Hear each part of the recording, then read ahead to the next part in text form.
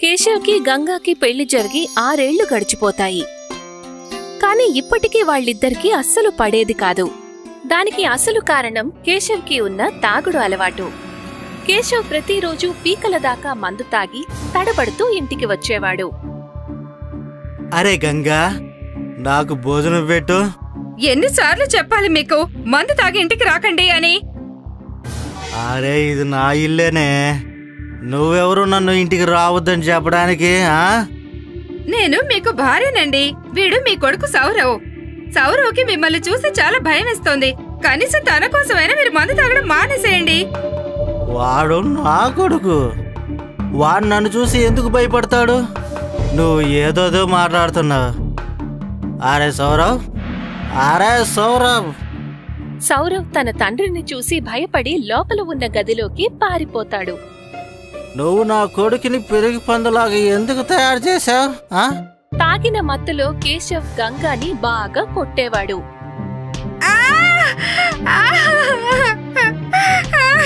ఇలా ప్రతిరోజు జరిగేది.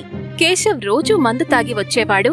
వచ్చిన తర్వాత మత్తులో తన భార్యని కొట్టేవాడు.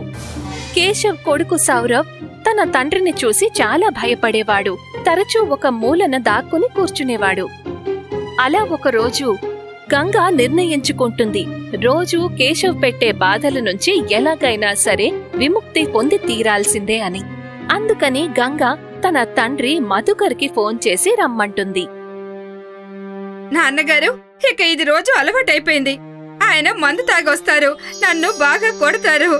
ఇప్పుడు సౌరవ్ వాళ్ళ అన్నం చూసి భయపడుతున్నాడు. నువ్వు కంగారు పడకమ్మా, అల్లుడు గారితో నేను మాట్లాడతాను. తండ్రి కూతుర్లు కేశవ్ ఇంటికి రావడం కోసం ఎదురుచూస్తారు. కాసేపటి తర్వాత కేశవ్ వస్తాడు. తను తాగిన మత్తులో ఉంటాడు. అరే గంగా, అరే మామగారు, మీరెప్పుడు వచ్చారు?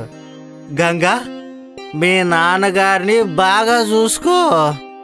ఆయనకి చక్కగా వండి పెట్టి మర్యాదలు చేయి. నేను ఇక్కడికి తినడానికి రాలేదు, మీతో మాట్లాడడానికి వచ్చాను అల్లుడు గారు. నాతో మాట్లాడడానికే? దేని గురించి? మీరు రోజు ఇలా మందు తాగి రావడం గురించి. అల్లుడు గారు, మీరు తెలివైనవారు, మీకు తెలిసే ఉంటుంది. మీకున్న ఈ తాగుడు అలవాటు వల్ల మీ వైవాహిక జీవితం పూర్తిగా నాశనమైపోతుంది. మీ కొడుకు కూడా మిమ్మల్ని చూసి భయపడుతున్నాడు. చాలా ఆపండి మామయ్య, ఇది నా సొంత విషయం. దీని గురించి మాట్లాడే హక్కు ఏమాత్రం మీకు లేదు. నేను నా కూతురు, నా మనవడు మంచి కోసం ఆలోచించి తప్పకుండా మాట్లాడతాను. తాను ఒకప్పుడు మీ కూతురు, ఎప్పుడు నా భార్య. నేను తనని ఎలా ఉండమంటే తాను అలా ఉంటుంది. కొడతాను, తిడతాను, ఏమైనా చేస్తాను. లేదు అల్లుడు గారు, మీరు తప్పుగా మాట్లాడుతున్నారు. తను ఇప్పటికీ నా కూతురే. మీరు తనని కొడతాను అంటే నేను దానికి ఒప్పుకోను. అయితే తీసుకెళ్ళండి మీ కూతురిని మీతో పాటు. నేను చూస్తాను ఎంతకాలం మీ దగ్గర ఉంటుందో. పదమ్మా, ఇక ఈ వ్యక్తితో మాట్లాడడం కూడా అనవసరం. కానీ సౌరవ్, మమ్మీ నేను నీతో పాటే ఉంటాను. నువ్వు కూడా వెళ్ళిపో, మీ అమ్మ కొంగు పట్టుకోండి బాబు. పదగంగా, ఇక ఇక్కడ ఉండడం అనవసరం. అలాగే. గంగా ఇంకా సౌరవ్ మధుకర్తో కలిసి వెళ్లిపోతారు. మధుకర్ రావు గ్రామంలో నివసించేవాడు. అతనికి మామిడి తోట ఉంది. తాతయ్య, ఇన్ని మామిడికాయలా? వీటన్నిటినీ నేనే తింటాను. అలాగే తిను బాబు, వీటిని నేను నీకోసమే పెంచుతున్నాను, నా బంగారు తండ్రి. సౌరవ్ తాతయ్య ఇంటికి వెళ్లి చాలా సంతోషంగా ఉంటాడు. కాని గంగ మాత్రం దిగులుగా ఉంటుంది. తను ఖర్చుల గురించి ఆలోచిస్తుంది. నాన్నగారు, నేనేమో మీ దగ్గరకు వచ్చేశాను, కాని నా వల్ల మీకు ఖర్చులు పెరిగిపోతాయి కదా. ఈ మామిడికాయలను అమ్ముకుని మీరు ఎలాగోలా బతుకుతున్నారు. కాని ఇప్పుడు మా ఇద్దరు భారం కూడా మీ మీదే పడుతుంది. అంతా ఎలా సరిపోతుంది? ఇంతగా ఆలోచించకు గంగా, ఆ పైవాడు ఉన్నాడు గదా, ఏదో ఒక దారి తప్పకుండా చూపిస్తాడు. నేను సంతోషంగా ఉన్నాను నీకు ఆ తాగుబోతు భర్త నుండి విముక్తి లభించినందుకు. భగవంతుడు అంతా చూసుకుంటాడు. సరే. గంగా ఇంటి పనులన్నీ చక్కగా చేస్తూ ఉంటుంది. ఇప్పుడు మధుకర్ రోజంతా కూడా తన మామిడి తోటలోనే గడిపేవాడు, తన మనవడు సౌరవ్తో పాటు. తాతయ్య, ఈ చెట్టుని మీరు ఎప్పుడు నాటారు? ఆ చెట్ట బహుశా మీ అమ్మ నీ వయసులో ఉంటుందేమో అప్పుడు. ఓర్ నాయనో, మరి అన్నిటికంటే పెద్దది ఉంది కదా మరి అది. దానిని నేను నాటలేదు బాబు, దాన్ని మా నాన్నగారు నాటారు అక్కడ, అది కూడా నేను పుట్టడానికి ముందు. అంటే అది మీకంటే పెద్దది. ఆ అప్పుడే గంగ అందరి కోసం టీ ఇంకా టిఫిన్ తీసుకొస్తుంది. ఇక చాలు, ఇద్దరు రండి, వచ్చి టిఫిన్ చేయండి. అమ్మా గంగా, చాలా కాలం అయింది నీ చేత్తో చేసిన ఆ రుచికరమైన చట్నీ తిని. చూడు, కాయలు కూడా ఉన్నాయి, ఆ చట్నీ చేస్తే చాలా బాగుంటుంది. అలాగే నాన్నగారు, ఇవాళ చేస్తాను, సాయంత్రం తినొచ్చు. అలాగమ్మా. మధుకర్ ఇంకా సౌరవ్ టీతో పాటు టిఫిన్ కూడా చేస్తారు. గంగ వంటగదికి వెళ్లి మసాలాలతో చట్నీ తయారు చేయడం మొదలు పెడుతుంది. కాసేపట్లోనే తను చట్నీ తయారు చేస్తుంది. ఇప్పుడు ఇది సిద్ధంగా ఉంది. గంగ చట్నీని తీసుకొని తోటలోకి వెళ్తుంది. అక్కడ మధుకర్ ఇద్దరు స్నేహితులు కూడా ఉంటారు. నాన్నగారు, చట్నీ సిద్ధంగా ఉంది. అలాగా, వీళ్ళకు కూడా ఇవ్వమ్మా. అలాగే నాన్నగారు. గంగ 2 పచ్చి మామిడికాయలను కోసి వాటికి చట్నీ రాసి అందరికీ ఇస్తుంది. దానిని నోట్లో పెట్టుకున్న వెంటనే భలే ఉంది, ఇది చాలా రుచిగా ఉంది, ఇది చాలా అద్భుతంగా ఉంది. నేను చెప్పాను కదా, మా గంగ పచ్చి మామిడికాయల చట్నీ చాలా అద్భుతంగా చేస్తుందని. మధుకర్ బాబు, తనతో మనం చట్నీ వ్యాపారం చేయిస్తే క్షణాల్లో ఖాళీ అయిపోతుంది. అందరూ ఎగబడి కొంటారు బాబు. అవునా? అది వినగానే గంగ ఆలోచనలో పడుతుంది. నేనైతే ఎలాగోలా రాబడి గురించి ఆలోచిస్తున్నాను. పచ్చి మామిడికాయల చట్నీ అమ్మడం మొదలు పెట్టామంటే కాస్త ఖర్చులకు కూడా ఇబ్బంది లేకుండా ఉంటుంది కదా. ఏమైంది గంగా? నాన్నగారు, నేను ఏం ఆలోచిస్తున్నానంటే, బాబాయ్ గారు చెప్పినట్టు పచ్చి మామిడి వ్యాపారం మొదలు పెడితే ఎలా ఉంటుందని. ఎంతో కొంత సంపాదన ఉంటుంది కదా. ఈ ఐడియా బాగానే ఉంది, నేను కూడా నీకు తోడుగా ఉంటానమ్మా. మరుసటి రోజు నుంచి గంగ మార్కెట్లో పచ్చి మామిడికాయలు అమ్మే వ్యాపారం మొదలు పెడుతుంది. తన బండిలో పచ్చి మామిడికాయలను చూసి, ఈ మామిడికాయలు ఎంతమ్మా? ప్లేట్ 15 రూపాయలు. నాకొక ప్లేట్ ఇవ్వమ్మా. గంగ ఆవిడకు ఒక ప్లేటు పచ్చి మామిడికాయలను ఇస్తుంది. ఆవిడ దగ్గర 15 రూపాయలు తీసుకుంటుంది. భలే, ఎంత రుచికరమైన చట్నీ అసలు నేను ఎక్కడా తినలేదు. ఆ తర్వాత చాలా మంది కస్టమర్లు గంగా చేసిన పచ్చి మామిడికాయల చట్నీని మెచ్చుకుంటారు. మొదటి రోజే గంగా చేసిన పచ్చి మామిడికాయల పచ్చడి ఫేమస్ అయిపోతుంది. సాయంత్రానికి అన్ని మామిడికాయలు ఖాళీ అయిపోతాయి. గంగా వ్యాపారాన్ని పూర్తి చేసుకొని తన మొదటి సంపాదనను చూసి ఎంతో సంతోషిస్తుంది. తను సంతోషంగా ఇంటికి చేరుకుంటుంది. ఈ రోజు ఎలా గడిచిందమ్మా? చాలా బాగుంది నాన్నగారు. అందరికీ నా చట్నీ చాలా బాగా నచ్చింది. చాలా మంది నన్ను మెచ్చుకున్నారు కూడాను. అంతేకాకుండా ఇలా చూడండి, ఇవాళ నా సంపాదన. మంచిదమ్మా, నాకు నమ్మకం ఉంది నువ్వు సాధిస్తావని. ఈ రోజు కాయలన్నీ ఖాళీ అయిపోయాయి నాన్నగారు. నేను మరికొన్ని కాయలు కోసి పెట్టాను గంగా, కానీ ఒకవేళ ఇలాగే నడుస్తూ ఉందంటే మనం మామిడికాయలను బయట నుండి కొనుక్కోవాల్సి వస్తుంది. భగవంతుడి దయ వల్ల నీ కొత్త వ్యాపారం బాగా సాగాలి. ధన్యవాదాలు నాన్నగారు. ఇంతకీ సౌరవ్ ఎక్కడా? తను ఆడి ఆడి అలసిపోయాడు. నేను తనకి భోజనం తినిపించాను, తినేసి పడుకున్నాడు. నాన్నగారు, మీరు మాకు తోడు లేకపోతే మా పరిస్థితి ఏమై ఉండేది? అమ్మ గంగా, నేను మీకు కాకపోతే ఇంకెవరికి తోడుగా ఉంటాను? నువ్వు నా కూతురివి కదమ్మా, నా బంగారు తల్లివి. నువ్వు ఎప్పుడు కూడా నాకు భారంగా ఉండవు. గంగా వాళ్ల నాన్నగారిని హత్తుకుంటుంది. ఆ రోజు నుండి తనలో ఆత్మవిశ్వాసం రెట్టింపవుతుంది. గంగా ప్రతిరోజు పచ్చి మామిడికాయలు అమ్ముతుంది. వాళ్ల నాన్నగారు తనకి సాయం చేస్తూ ఉంటారు సౌరవ్ని చూసుకోవడంలో. ఇప్పుడు గంగకి తన తాగుబోతు భర్త అవసరం ఏమాత్రం ఉండదు. మధుకర్ రావు సరిగ్గానే చెప్పాడు, కూతుర్లు భారం కారు. ఒక ఊర్లో ఆకాశ్ ఇంకా వికాస్ అని 2 మిత్రులుండేవారు. ఆకాశ్ పేదవాడు, కానీ వికాస్ డబ్బున్నవాడు. నిన్న మా నాన్న ఒక సైన్స్ ఎగ్జిబిషన్కి వెళ్ళారు. అక్కడి నుండి ఒక టెలిస్కోప్ తెచ్చారు. పెద్దవాళ్ళు పెద్ద పెద్ద వస్తువులు. మంచి మిత్రులు లేకపోతే డబ్బులు కూడా సుఖం ఉండదు. పద, నిన్న నేను నీకు లస్సీ ఇప్పించాను కదా, ఇవాళ నువ్వు నాకు సమోసా ఇప్పించు. పద, బజార్కి వెళ్దాం. ఆకాష్ ఇంకా వికాస్ బజారుకు వెళ్తారు. వాళ్ళు చూసేసరికి అక్కడ జనం చాలా ఉన్నారు. 2 మిత్రులు ఆ కొట్టు దగ్గరికి వెళతారు. బాబాయ్, కొట్టు దగ్గర ఇంత జనం ఉన్నారేంటి? కొత్తగా సమోసాల బండి పెట్టారు. సమోసాలు ఎంత బాగున్నాయంటే ఒకసారి తింటే మళ్ళీ మళ్ళీ అడుగుతారు. ఇలా డబ్బులు ఇవ్వు, నేను సమోసాలు తీసుకొస్తాను. వద్దు, నీకు మాత్రం నువ్వు తీసుకో, నాకు పుల్ల తేనెపులు వస్తున్నాయి. ఆకాష్ తన కోసం ఒక సమోసా కొనడానికి అక్కడికి వెళ్తాడు. ఈలోపు వికాస్ దృష్టి సమోసాలు అమ్మేవాడి మీద పడుతుంది. వికాస్ ఆ సమోసాలు అమ్మేవాడిని కాస్త అనుమానంగా చూస్తూ ఉంటాడు. అతి కష్టం మీద ఒక సమోసా దొరికింది. హాహా, ఇలాంటి సమోసా నేను ఎప్పుడూ తినలేదు. నువ్వు కూడా తిని చూడు. ఒకసారి తింటే మళ్ళీ మళ్ళీ అడుగుతావు. ఈ కొట్టు పేరు చూసొస్తానుండు. రేపు మళ్ళీ ఇక్కడికే వస్తాను. ఆకాష్ ఆ కొట్టు పేరు చూస్తాడు. ఆ కొట్టు పేరు మాయల సమోసాలు. నువ్వు ఒక విషయం చూసావా? ఏంటి? ప్రతి ఒక్కడూ ఆ సమోసా వాడిని సమోసాని పొగుడుతూనే ఉన్నారు. అలాగే అంటున్నారు, ఒకసారి తింటే మళ్ళీ మళ్ళీ తినాలి అని.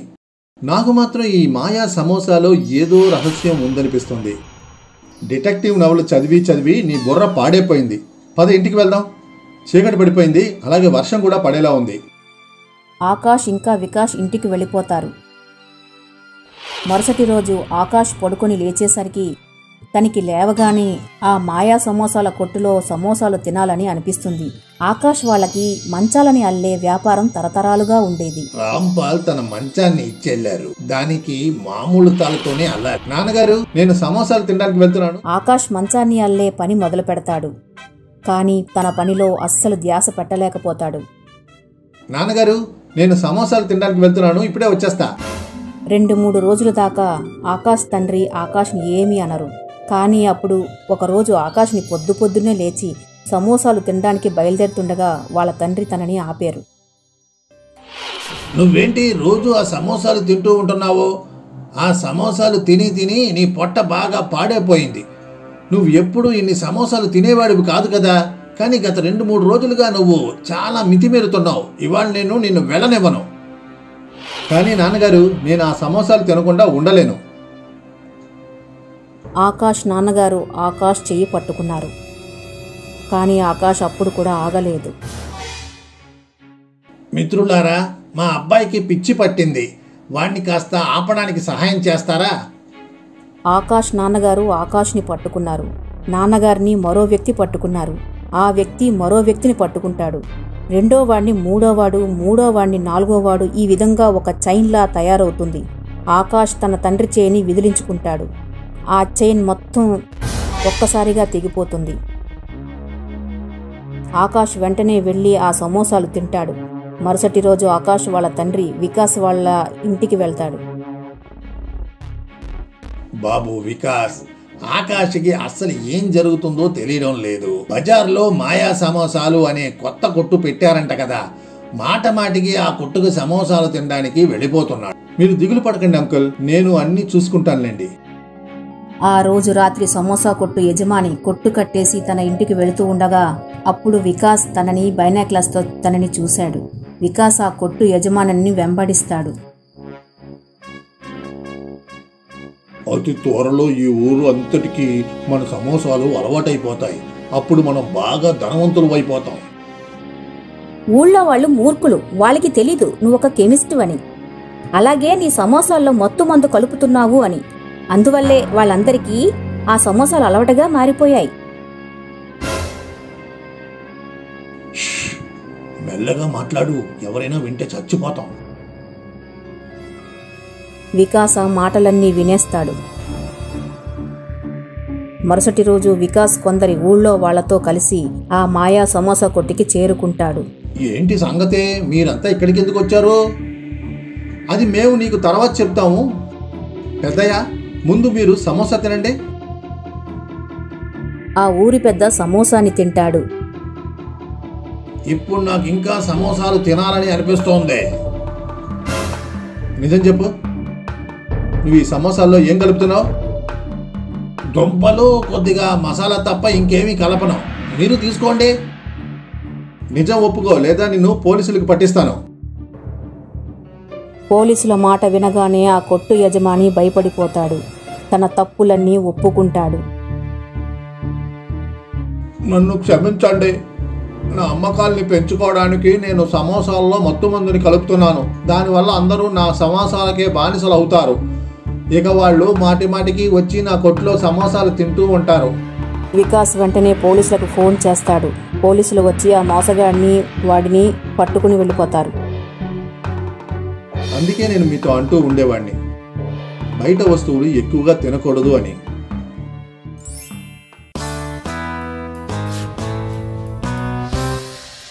ఒక ఊర్లో బబ్లు అనే ఒక అబ్బాయి ఉండేవాడు. బబ్లు ఒక అనాథ.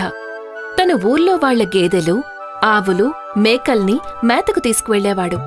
బదులుగా ఊర్లో వాళ్లు బబ్లూకి పండగలొచ్చినప్పుడు ఇంటికి పిలిచి తినడానికి స్వీట్లు అవి ఇచ్చేవారు. బబ్లు స్వీట్లు తిని సంతోషంగా ఉండేవాడు. అలాగే పశువులతో ఉన్నప్పుడు అడవిలో కూర్చుని వేణువు ఊదేవాడు. ఒకరోజు ఊర్లో వసంత పంచమి పండుగ వచ్చింది. ఆ రోజు బబ్లూకి బోలెడన్ని స్వీట్లు వచ్చాయి. బబ్లు అడవిలో కూర్చుని స్వీట్లు తింటూ ఉండగా ఒక ముసలి వ్యక్తి బబ్లు దగ్గరికి వచ్చాడు. బాబూ, 4 రోజుల నుండి నేనేమీ తినలేదు. చాలా ఆకలిగా ఉంది. కాస్త నాకు తినడానికేమైనా ఇవ్వు. బబ్లు మిగిలిన సగం ముక్కని ఆ ముసలాయనకి ఇచ్చేశాడు. అతను చేతిలోకి ఆ స్వీట్ను తీసుకోగానే అతను ఒక వనదేవుడిగా మారిపోయాడు.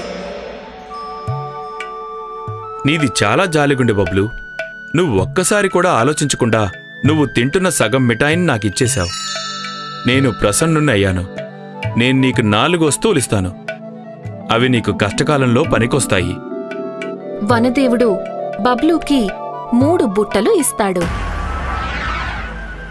మొదటి బుట్టలో తుఫాను ఇంకా ఈదురుగాలున్నాయి. రెండో బుట్టలో వర్షం ఇంకా వడగళ్లున్నాయి. మూడో బుట్టలో నిప్పుంది. అలా అని చెప్పి వనదేవుడు మాయమైపోతాడు. వనదేవత నాతో అన్నప్పుడు ఆటకి నాకు 4 వస్తువులిస్తానన్నారు కదా, మరేం పర్వాలేదులే, 3 వస్తువులే చాలు. బబ్లు తన దగ్గర మిగిలి ఉన్న మిగతా ముక్కని తినలేకపోతాడు. తను ఆ మిఠాయిని మట్టిలో పాతిపెట్టి వెళ్ళిపోతాడు.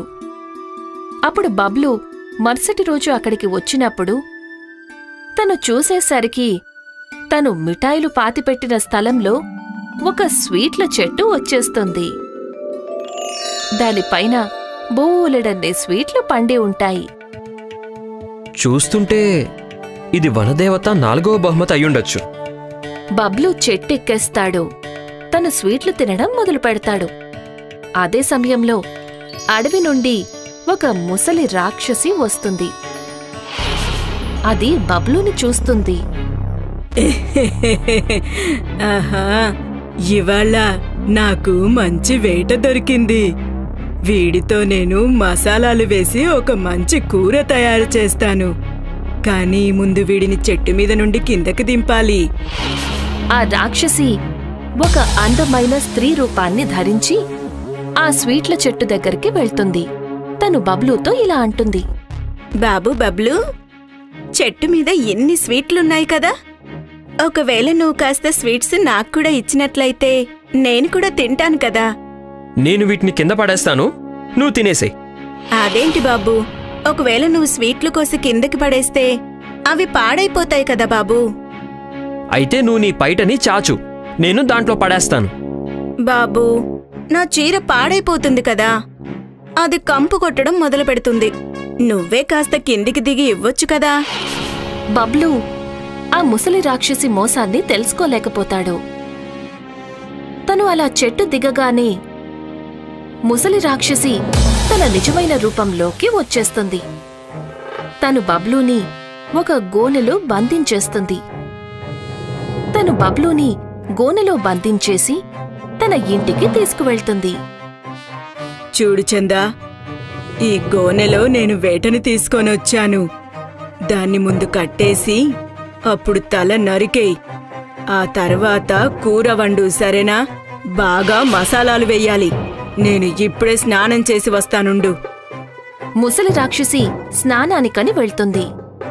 ఆ అమ్మాయి గోనె తెరిచేసరికి అందులో బబ్లు అనే ఒక అందమైన అబ్బాయి బయటికి వస్తాడు. ఆ అమ్మాయికి బబ్లు మీద జాలి కలుగుతుంది. ఇద్దరూ కాసేపు మాట్లాడుకుంటారు. ఈ రాక్షసి నాకేం చుట్టం కాదు. ఎన్నో ఏళ్ల క్రితం తను ఊర్నుంచి మా అమ్మని తీసుకుని వచ్చేసింది. అప్పుడు నేను మా అమ్మ కడుపులో ఉన్నాను. నేనిక్కడే పుట్టాను. రాక్షసి మా అమ్మని తినేసింది. ఆ తరువాత నన్ను బానిసగా మార్చేసింది. ఇది నాతో తన ఇంటి పనులన్నీ చేయిస్తోంది.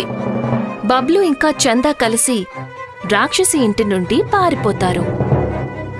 రాక్షసి స్నానం చేసొచ్చేసరికి అక్కడ చందా ఇంకా ఆ అబ్బాయి ఇద్దరూ మాయమైపోయి ఉంటారు.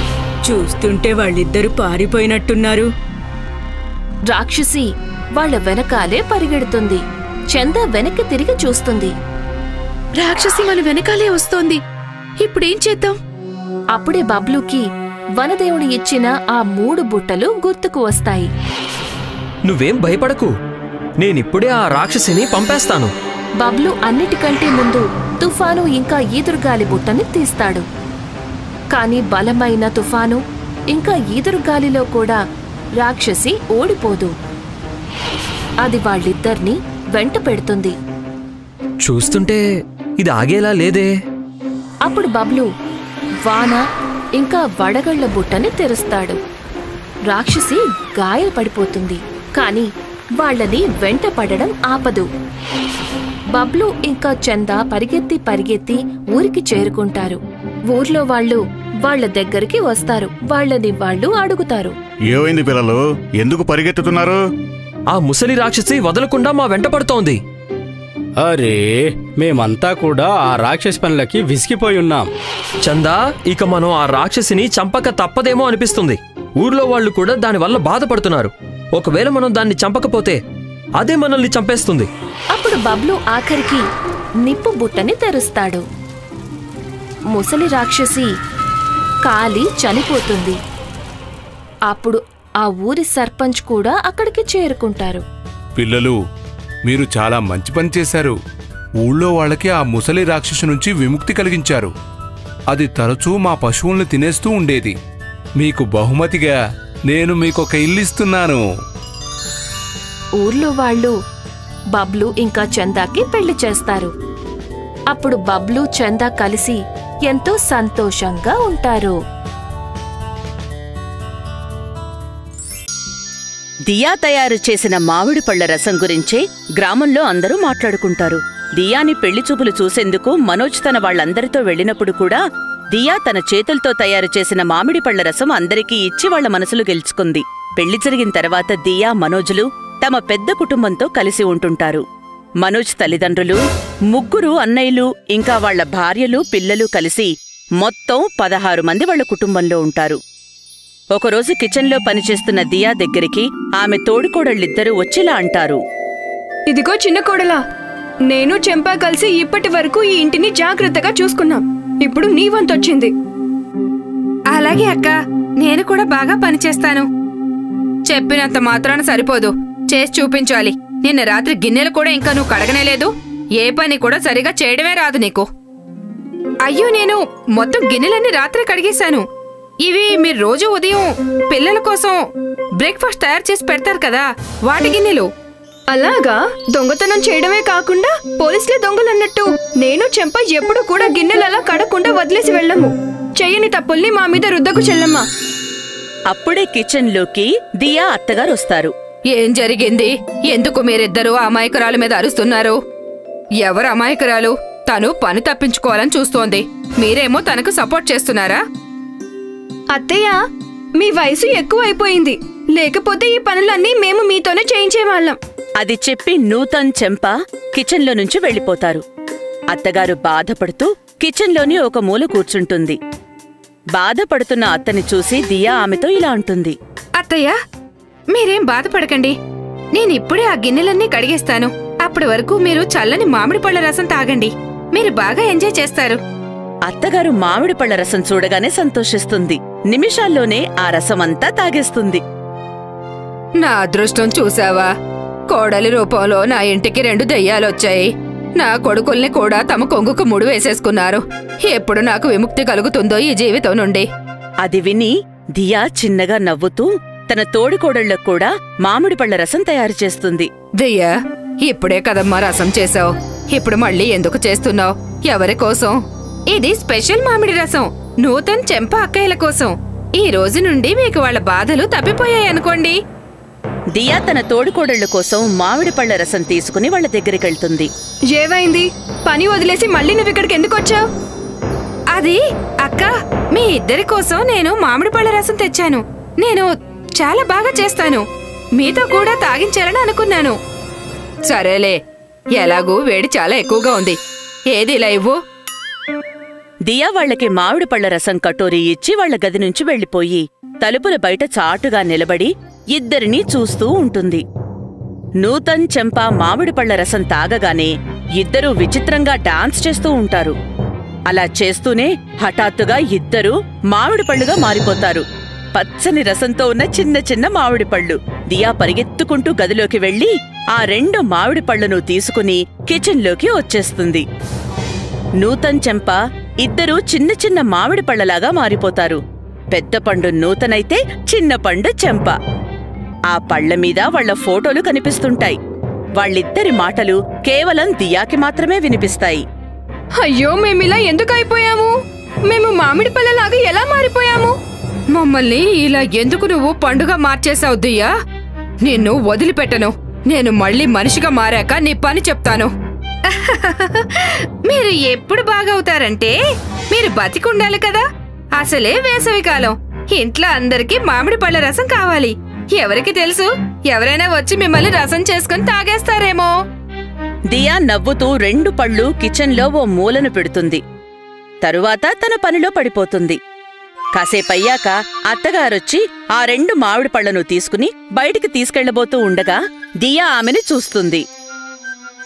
అత్తయ్య, మీరు ఆ మామిడి పళ్ళను ఎక్కడికి తీసుకెళ్తున్నారు? ఇంటి ముందరికి ఒక ఆవు వచ్చిందమ్మా, వాటికి తినిపిస్తాను. వాటిని ఇక్కడే ఉంచండి. నేను మీకు వేరే కూరగాయల ముక్కలు ఇస్తాను ఆవుకు తినిపించడానికి. నువ్వు చెప్పిందైతే చాలా బావుంటుందమ్మా, తీసుకున్రా. మధ్యాహ్నం అందరూ భోజనం చేసేందుకు కూర్చుంటారు. 2 కోడళ్ళు కనిపించరు. ఇద్దరూ ఎక్కడికి వెళ్లారా అని వాళ్ల భర్తలు అడుగుతారు. నాకు తెలీదు బావుగారు, వాళ్ళు నాకేమీ చెప్పలేదు. బహుశా మామిడి పళ్ళు తేవడానికి మార్కెట్కి వెళ్ళుంటారు. నేను చేసిన మామిడి పళ్ళ రసం తాగి చాలా ఎంజాయ్ చేశారు. ఇప్పటి నుండి రోజంతా ఆ రసమే తాగుతామని చెప్పారు. అందరూ భోజనాలు పూర్తి చేసుకుని అక్కడ్నుంచి వెళ్లిపోతారు. దియాకి కిచెన్లో నుండి ఆ 2 మామిడి పళ్ళు అరవడం వినిపిస్తుంది. దియా, ఏయ్ దియా, మమ్మల్ని బాగు చేయవా ప్లీజ్? ఇదిగో చెల్లెమ్మ, నువ్వేం చెప్పినా మేం వింటాము. ఈ రోజు నుండి ఇంట్లో ఉన్న పనంతా మేమిద్దరమే చేస్తాము. మమ్మల్ని మామూలుగా చేయవా ప్లీజ్? నీకు పుణ్యం ఉంటుంది. అయ్యో, ఇంకా నీతో మామిడి పళ్ళ రసమే చేయలేదు. అప్పుడే ఇలా ఏడుస్తున్నారు?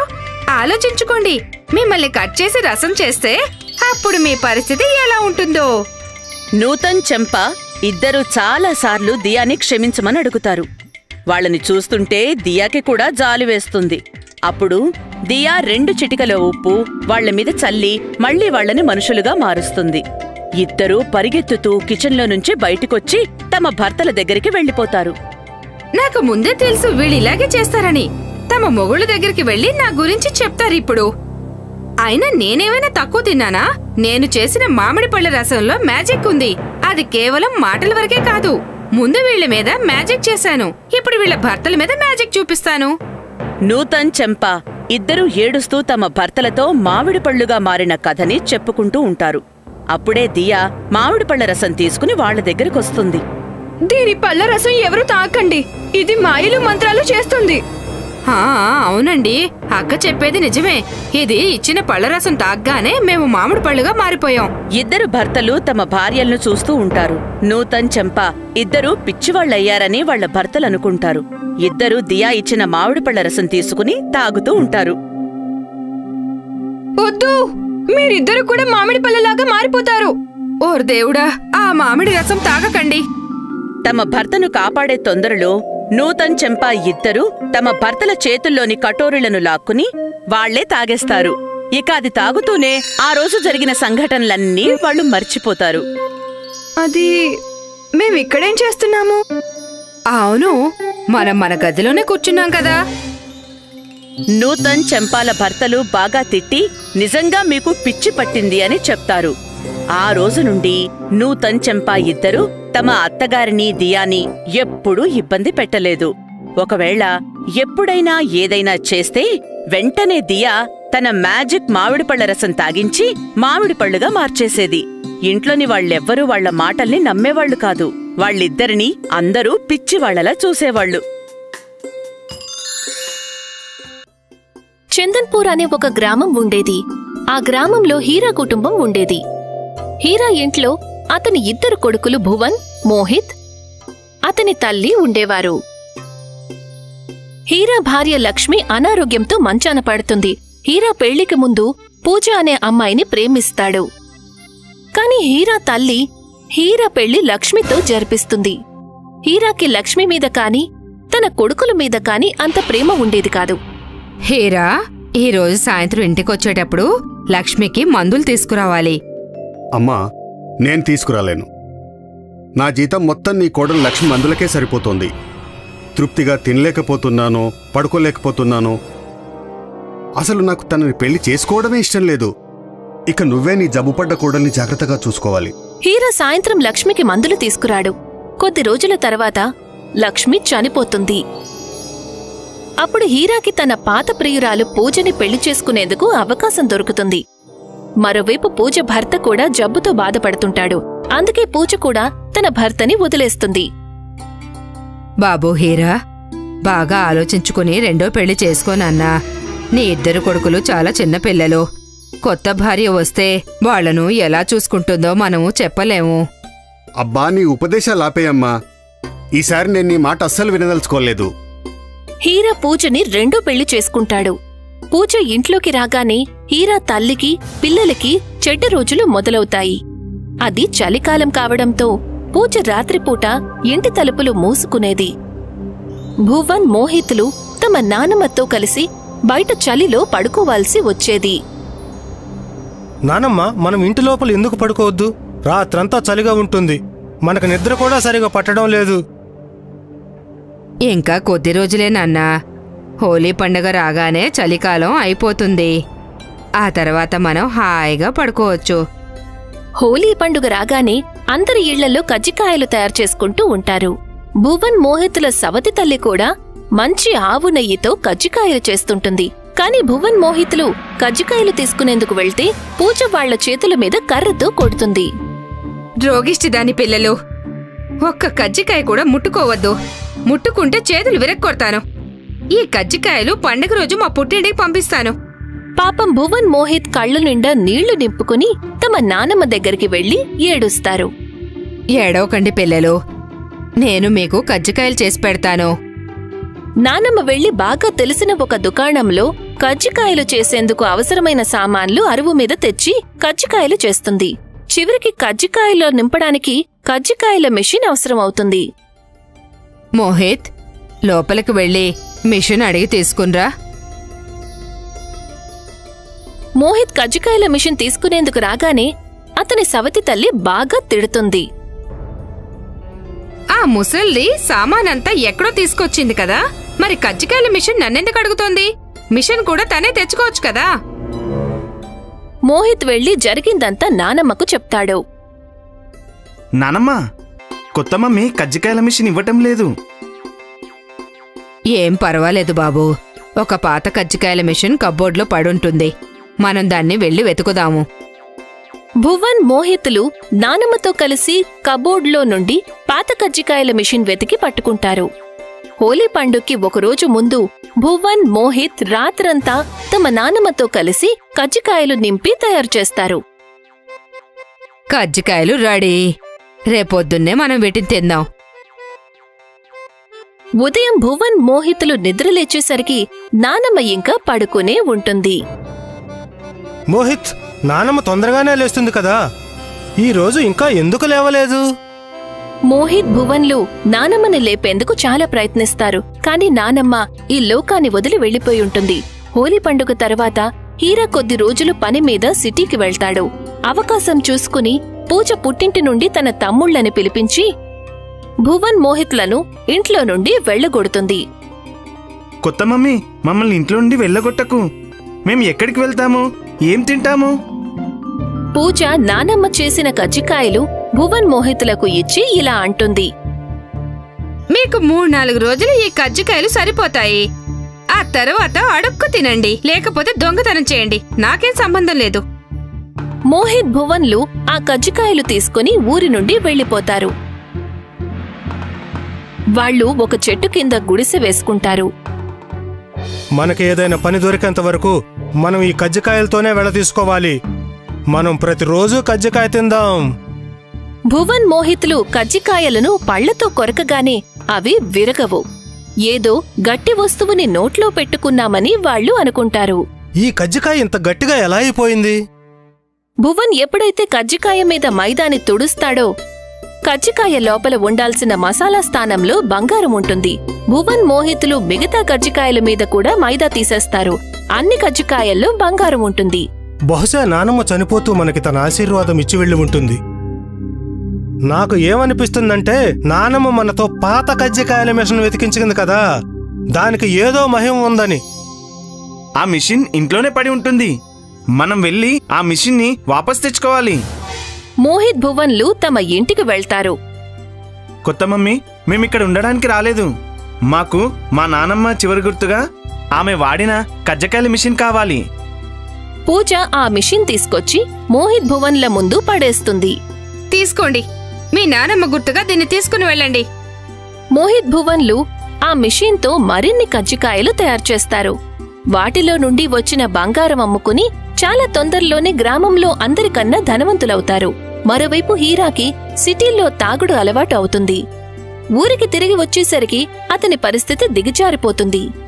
ఇంట్లోని సామాను, పూజ నగలు అమ్మి మొత్తం డబ్బంతా పాడు చేస్తాడు. తర్వాత అనారోగ్యానికి గురయ్యి మంచాన పడతాడు. ఈయన జబ్బు చేసి చావడానికి సిద్ధంగా ఉన్నాడు. ఇంకా ఇతంతోనే ఉంటే ఏమీ ఉపయోగం లేదు. ఇప్పుడు నేనే ఏదో ఒకటి చెయ్యాలి. ఆ మోహిత్ భువన్లు ఇద్దరూ కూడా చాలా తెలివిగా బంగారం ఇచ్చే మిషన్ని నా దగ్గర నుండి తీసుకుని వెళ్లారు. ఇప్పుడు బంగారం అమ్ముకుంటూ గొప్ప ధనవంతులైపోయారు. ఇప్పుడు నేను కూడా నా తెలివి చూపిస్తాను. ఎలాంటి పాఠం చెప్తానంటే ఇద్దరూ మంచినీళ్లు కూడా అడగొద్దు. పూజ ఆవు నెయ్యితో కజ్జికాయలు తయారుచేసి వాటిల్లో విషం కలుపుతుంది. మంచి వాసన వస్తూ చూసేందుకు అందంగా కనిపిస్తున్న ఆ విషపు కజ్జికాయలు తీసుకుని పూజ మోహిత్ భువన్ల దగ్గరికి వెళ్తుంది. భువన్, మోహిత్, ఇప్పుడు మీరిద్దరూ చాలా పెద్దవాళ్ళైపోయారు. ఎప్పుడైనా మీ పేద అమ్మా నాన్నల్ని కూడా గుర్తు తెచ్చుకోండి. సంవత్సరం కావస్తోంది.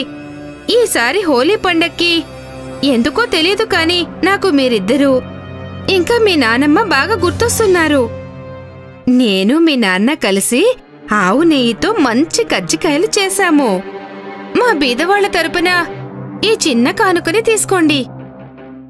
మోహిత్ భువన్లు తమ సవతి తల్లి అలా తీయగా మాట్లాడ్డం చూసి అర్థం చేసుకుంటారు. అందులో ఏదో మోసం ఉంది అని. అమ్మా, మీరు చేసిన కజ్జికాయలు మేము తప్పకుండా తింటాము. కానీ ముందు మీరు చేసిన ఒక కజ్జికాయ తిని చూపించండి. నేను ఇంట్లోనే తినొచ్చాను. అయినా ఇప్పుడు తిని నేనేం చేస్తాను? లేదమ్మా, మీరు కనీసం ఒక్క కజ్జికాయనా మా చేతులతో తినక తప్పదు. తను ఒక్క కజ్జికాయ కూడా తినకపోతే మోహిత్ భువన్లు తను తీసుకొచ్చిన కజ్జికాయలు తినరు అని వాళ్లని నమ్మించడం కోసం ఒక్క కజ్జికాయని మింగకుండా నోట్లోనే ఉంచుదామని ఇంట్లో నుండి బయటికి వెళ్లగానే దాన్ని ఉమ్మేద్దామని అనుకుంటుంది. కాని పూజ కజ్జికాయ తినగానే ఆమెకు బాగా దగ్గు వస్తుంది. కజ్జికాయ వెళ్లి గొంతులో అడ్డం పడుతుంది. దగ్గి దగ్గి పూజ పరిస్థితి దారుణంగా అయిపోతుంది. మోహిత్ పూజ చేత మంచినీళ్లు తాగిస్తాడు. విషం కలిపిన కజ్జికాయ కడుపులోకి వెళ్లగానే పూజ చనిపోతుంది.